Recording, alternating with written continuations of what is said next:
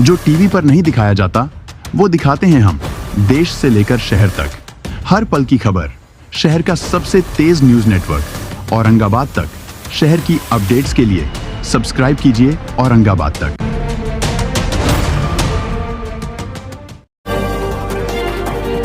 नारे तकबीर, नारे तकबीर, देखो देखो कौन है।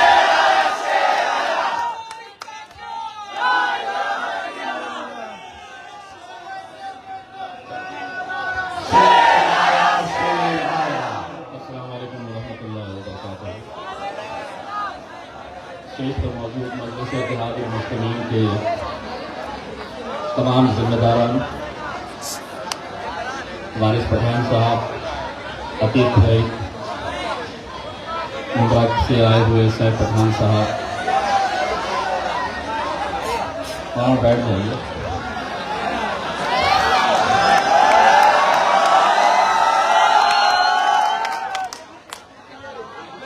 हम अपनी तस्वीर से व्हाट्सएप और सोशल मीडिया पे नहीं, लोगों के दिलों में बना कर जाते हैं। मजलिस के तमाम एडवोकेट अस्मा जी, मैंने आपसे वादा किया था मैं आऊँगा, प्रोग्राम होने के बाद इंशाल्लाह जरूर आऊँगा। जितनी देर स्टेज के ऊपर बैठा हुआ था, ये देख रहा था कि क्या वजह है कि एक नौजवान लड़का अतीक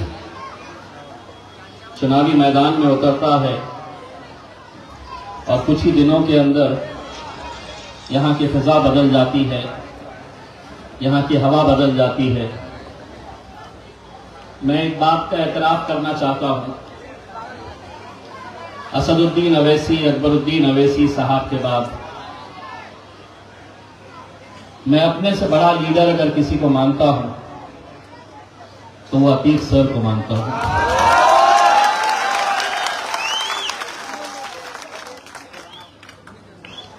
अगर आप मुझसे ये वजह पूछेंगे तो मैं यही कहना चाहूंगा कि जो शख्स हमारे माशरे में, हमारी कौम में गरीबों को तालीम पहुंचाने का काम कर रहा है, उससे बड़ा कोई लीडर हो नहीं सकता। और पिछले कई सालों से अतीक सर जो काम कर रहे हैं वो लफ्जों में बयान नहीं किया जा सकता है। यकीनन मजलिस इत्तेहाद मुस्लिमीन अपना सर झुकाकर गोबंदी की हमारी माएं, बहनें, नौजवानों का, बुजुर्गों का हम तहे दिल से शुक्रिया अदा करते हैं। ये जो यकीन आप लोगों ने इस नौजवान लड़के के ऊपर आपने दिया, जीत और हार जो भी हो, हम हमेशा एक बात कहते हैं कि हमारा काम मेहनत करना है, जीत और हार का जो भी फैसला है वो अपना रब करता है। अल्लाह की मर्जी के बगैर पत्ता भी नहीं हिल सकता है। तो अगर कोई ये समझता है कि अगर किसी को हराकर, किसी को गिराकर कोई बहुत आगे निकलना चाहता है, अपने तकब्बुर में ये सोच रहा है कि मैंने सिर्फ यहां पर अतीक को नहीं हराया बल्कि औरंगाबाद से इम्तियाज जलील को भी हराया, तो एक बात अच्छी तरह से समझ लेना, अगर अपने ईमान पे यकीन है तो ये बात भी सुन लेना कि तुम इज़्ज़ु मंतशा तो ज़िल्ल मंतशा, इज्जत का और जिल्लत का देने वाला खुदा है। तुमने ये सोचा कि मुझे गिरा दोगे तो मैं खत्म हो जाऊंगा, आज तुम्हारे ही घर में देखिए अल्हम्दुलिल्लाह कितनी मोहब्बतों से मुझे नवाजा जा रहा है। अतीक हारने के बावजूद भी हारा नहीं है, उसने लोगों की मोहब्बतों को जीता है। यह अलग बात है कि कुछ आंकड़े कम हो गए होंगे, यह अलग बात है कि जो मेरे कायद बैरिस्टर असदुद्दीन अवैसी पार्लियामेंट में पिछले 20 सालों से अकेले बैठते थे, यह आप लोगों की दुआओं का नतीजा है कि 5 साल उनके बाजू बैठने का शर्फ मुझे भी हासिल हुआ था। इससे बढ़कर और फख्र की क्या बात हो सकती है कि जो शख्स अकेले लड़ता था पार्लियामेंट के अंदर, उनके बाजू, उनके पीछे बैठने का मौका आप लोगों की दुआओं की वजह से अल्लाह ने मुझे भी फराहम किया था। ठीक है, 2000 वोटों से इस बार मैं हार गया और मुझे हराने के लिए जिन जिन लोगों ने जो ताकतें लगाई थी, जिन जिन लोगों ने जो साजिशें रची थी, आज अगर एकनाथ शिंदे के जितने भी आमदार हैं, उन्हें लोग गद्दार कह के पुकारते हैं, मैं समझता हूं अगर मुसलमानों का सबसे बड़ा गद्दार है तो लाल टोपी पहनकर तुम्हारी गलियों में घूमने वाला यह अबू आसिम है।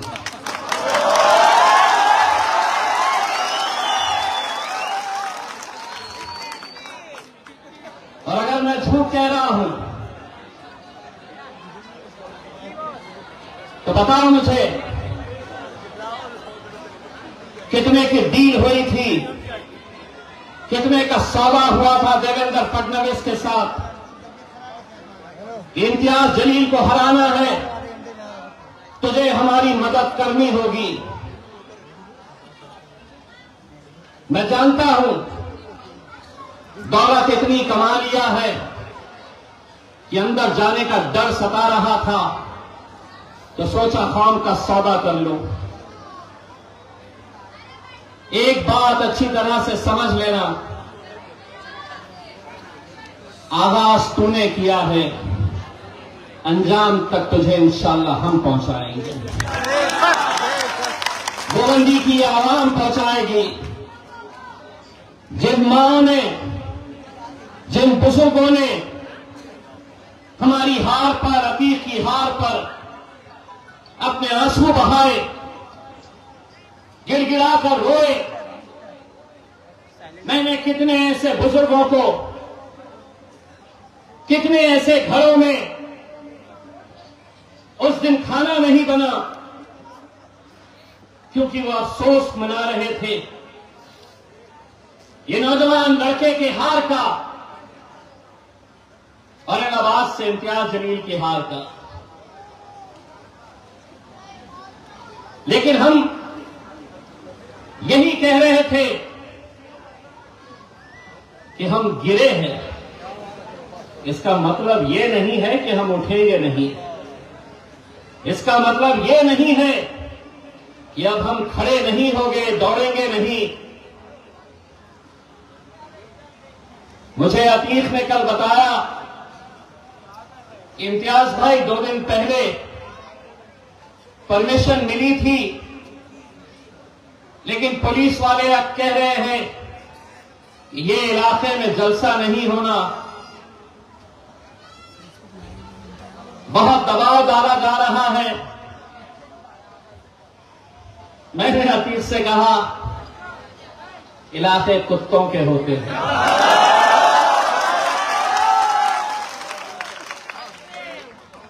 शेर कहीं पर भी जा सकता है। मैं अपने तौर से गोवंदी की पुलिस का, प्रशासन का शुक्रिया अदा करना चाहता हूं, लेकिन यहां जितने पुलिस वाले मौजूद हैं, मैं उनसे हाथ जोड़कर एक गुजारिश करना चाहता हूं। बच्चा किसी का भी हो, मां के लिए, बाप के लिए प्यारा होता है, और अगर कोई चंद लोग यहां नशे का कारोबार करवाकर एक पूरी नस्ल को अगर बर्बाद कर रहे हैं, पैसा कमाने के हजारों रास्ते हैं, लेकिन किसी की बद्दुआ लेकर, किसी मां के आंख में आंसू लाकर, आप तसव्वुर करिए गोवंडी की हालात क्यों इतने खराब हो गए हैं। क्या वजह है कि आज हम यहां पर नशे के कारोबार को हम खत्म नहीं कर पा रहे हैं। दोस्तों, बड़ी जिम्मेदारी के साथ ये बात कह रहा हूं, महाराष्ट्र में ही नहीं पूरे हिंदुस्तान में अगर नशे का कारोबार अगर चलाया जा रहा है तो सरकार इसके पीछे है। सरकार के इशारों के ऊपर इन बस्तियों में, इन मोहल्लों में, इन गलियों में ये नशे का कारोबार चलाया जा रहा है ताकि इन्हें कमजोर किया जाए, इनकी नस्ल को बर्बाद किया जाए। वरना क्या वजह है कि मोहल्ले का हर एक एक लड़का जानता है कि नशे का कारोबार कहां हो रहा है। पुलिस क्यों नहीं जानती है?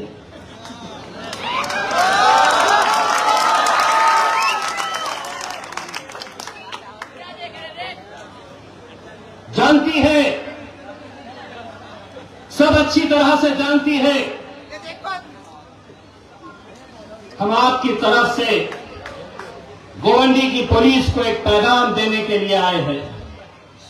धंधे आप नहीं बंद कर सकते तो अल्हम्दुलिल्लाह हम में इतनी ताकत है कि हम आकर बंद करवा सकते हैं।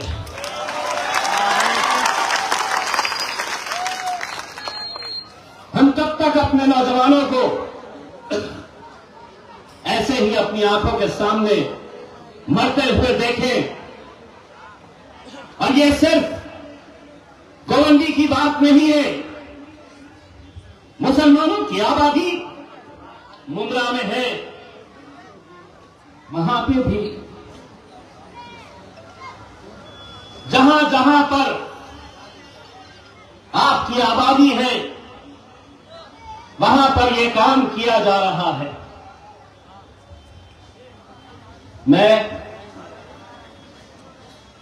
आज आपके बीच में आपका शुक्रिया अदा करने के साथ साथ आज महाराष्ट्र के अंदर महानगर पालिका, नगर पालिका, जिला परिषद, पंचायत, इसके इलेक्शन अगले 2-3 महीनों के अंदर होने वाले हैं। और हमने तय किया था कि हमारी शुरुआत उस मुकाम से करेंगे कि जहां पर हमें इतनी मोहब्बतों से नवाजा गया था। इसीलिए मजलिस का पहला जलसा पूरे महाराष्ट्र में आज गोवंडी से हमने शुरुआत की है। आपकी दुआएं रहेगी, आते रहेंगे, क्योंकि अब हम आए हैं तो ये भी आएंगे, पीछे पीछे आएंगे। आज तो सुना है देवनार में लाल टोपी पहनकर घूम रहे थे। मुझे किसी ने फोन किया, बोले साहब लाल सिंह वाला बकरा घूम रहा है, ले लूं क्या? मैंने कहा बकरी ईद पे हलाल का गोश्त चलता है, हराम का नहीं चलता।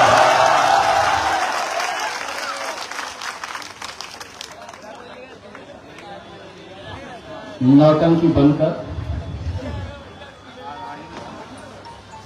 किसी ने बताया, आतिश सर ने बताया, यहां पर उनके लोग आते हैं और कहते हैं कि मजलिस इत्तेहाद उल मुस्लिमीन वो जमात है जो नौजवानों को बदगलाती है, जो नौजवानों को भड़काने का काम करती है। हम सेक्युलर पार्टी है, जूती पे मारता है इम्तियाज जलील तुम्हारी जैसी सेक्युलर पार्टी।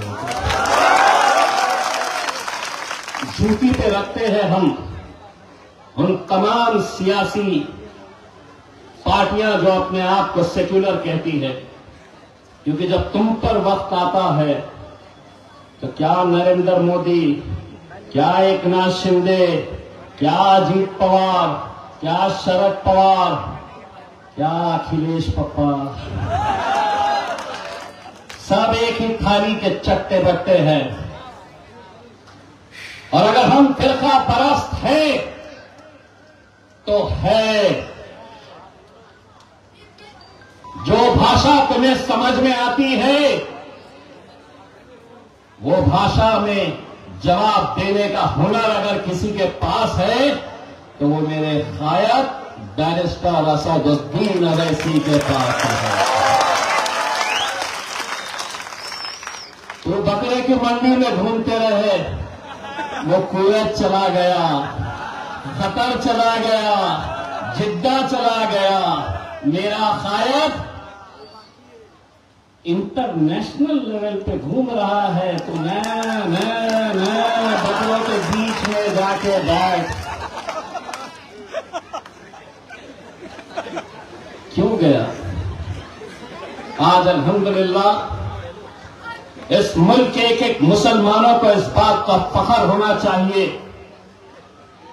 इस मुल्क के एक एक मुसलमानों का सर ऊंचा होना चाहिए, क्योंकि जब इस मुल्क के ऊपर आंच आई तो सबसे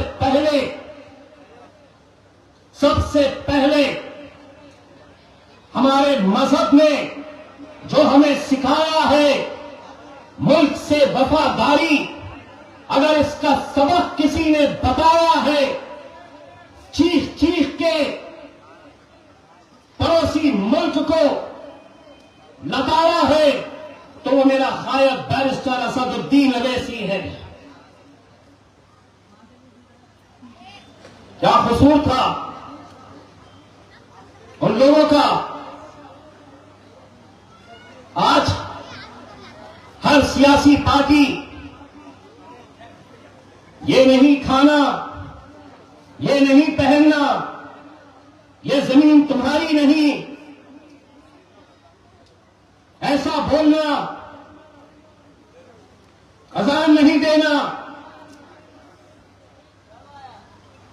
नमाज नहीं, हमारी बच्चियों ने हिजाब नहीं पहनना। हर रोज कोई ना कोई खड़ा होता है, हर रोज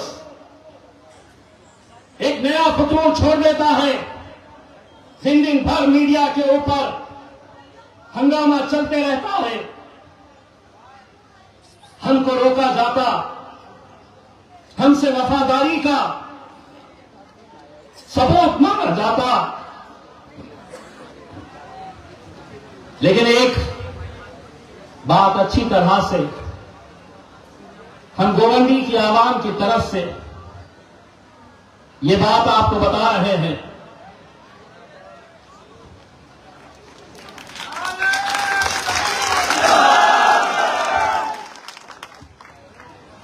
मोदी जी,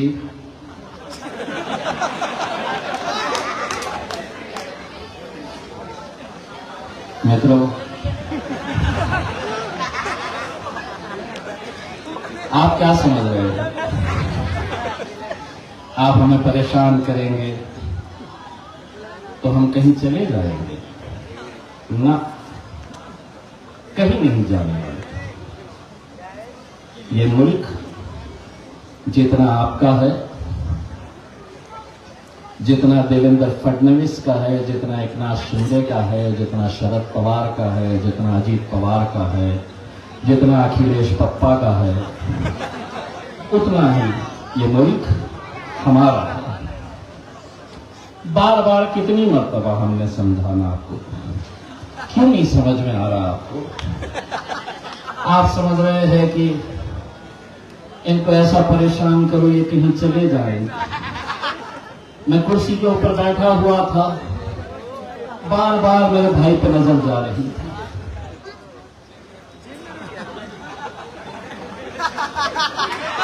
उत्तर प्रदेश की याद आ रही थी।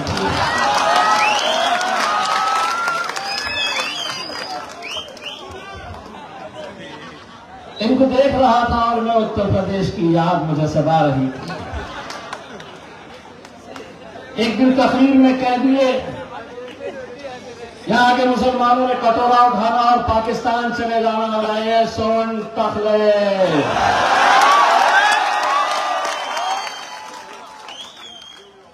ये मुल्क तेरे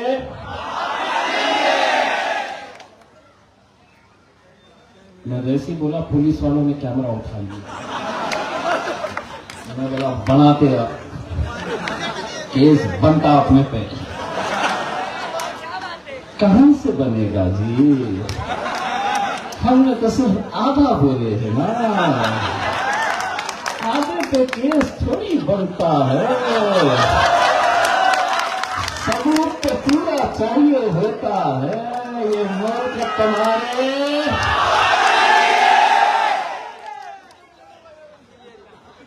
अब क्या करते,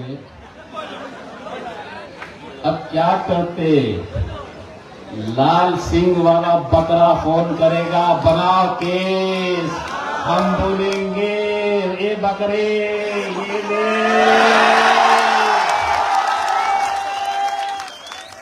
बाबा जी का खाना मजा आ रही ना। 2-3 महीने के बाद निकलना, जना दल देना, सिर्फ अतीत का बदला नहीं, तुम्हारा बेटा तुम्हारा भाई इम्तियाज जलील का बदला भी गोविंदी की आवाज में लेना है।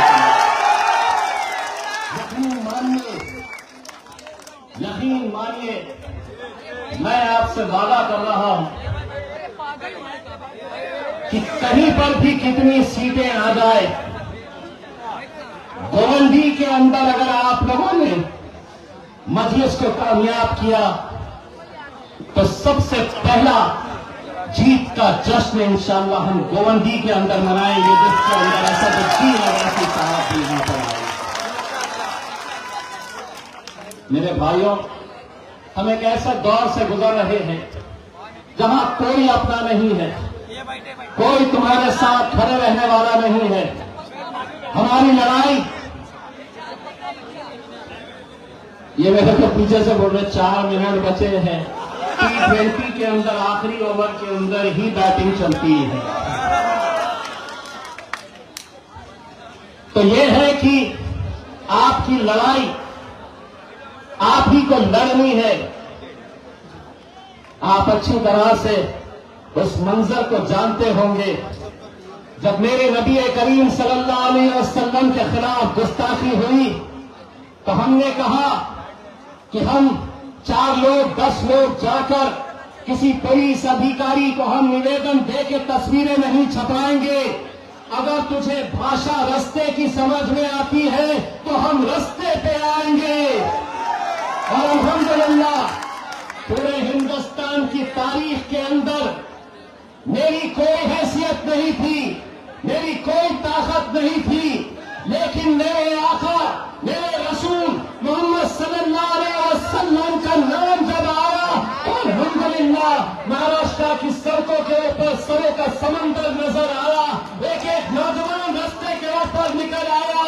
अगर एक बार हम आ सकते हैं तो बाबा कोई हिम्मत करा तो दूसरी बार भी बंबई को जान करने की ताकत अल्हम्दुलिल्लाह हम रखते हैं।